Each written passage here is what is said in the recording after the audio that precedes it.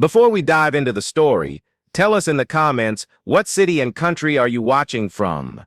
What time is it right now? And don't forget to like, share, and subscribe, because what you're about to witness is a reminder why you never betray Earth. They told Earth to kneel, to surrender, to be grateful for the protection of the Galactic Council, and for a while, Earth played along.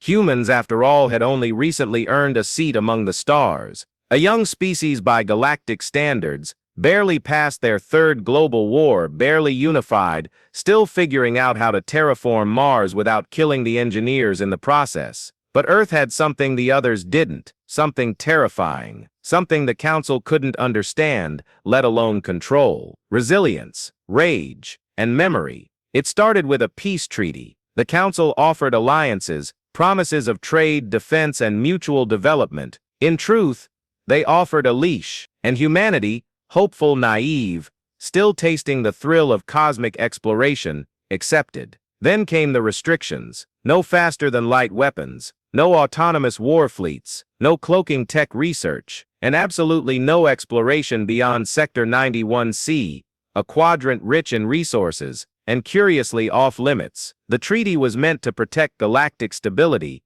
they claimed. But Earth knew what it really was: containment. Still, they complied, for a time. Then it happened. A civilian research ship, Athena 7, accidentally crossed into 91C, a navigational error. 4 humans, peaceful, unarmed. What came back wasn't a distress call, it was a wreck, a pulverized husk tumbling into Sol space, its hull scorched, crew dismembered. Or worse. The message was clear: you were warned. When questioned, the Council denied responsibility. Rogue pirates, they claimed. Navigation error. Fault lies with Earth. But deep space comms intercepted fragments, chatter, orders, official stamps of authorization. Earth was betrayed. Not by pirates, by the very Council it had sworn loyalty to. And that's when Project Revenant was activated. The public never heard of Revenant. Not in official reports, not in leaked files. It was buried under decades of Black Ops funding and quiet disappearances. But it existed. Born from paranoia, forged in the ashes of old wars. A contingency for the day Earth might need to fight everybody. Armada-class dreadnoughts, cloaked in deep space silos orbiting dead moons. Auto-forging shipyards, hidden in the clouds of Saturn. AI-controlled command hubs spread across icy exoplanets. And sleeper agents, yes, even those,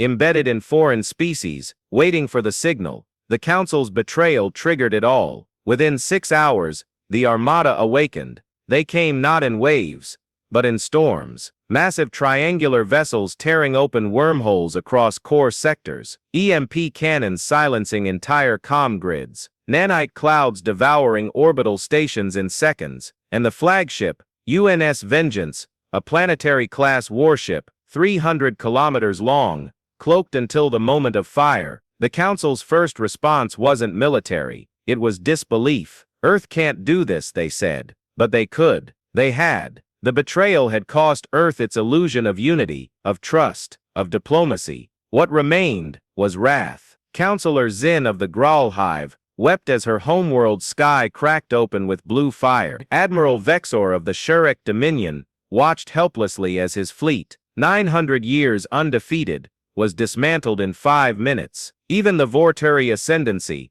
long considered untouchable, fell silent as their gravity citadel collapsed into a singularity bomb, dropped by Earth's stealth fighters. No declarations were made, no ultimatums delivered, only this message, broadcast on all galactic frequencies: you took 4 lives, we'll return the favor, in kind. The meaning was unclear, until analysts realized what in kind meant. Population for population, 4 Earth civilians lost = 4 billion of yours. It was cruel, calculated, mathematical. The Council scrambled to surrender. Too late. Among humans, a legend began to spread, of Captain Ria Nakamura, once a diplomat, now the face of vengeance. She piloted vengeance with a precision that terrified even AI tacticians. Her orders were brutal, precise, and always followed with one line: they chose this. No pity, no remorse. To the Federation's elite,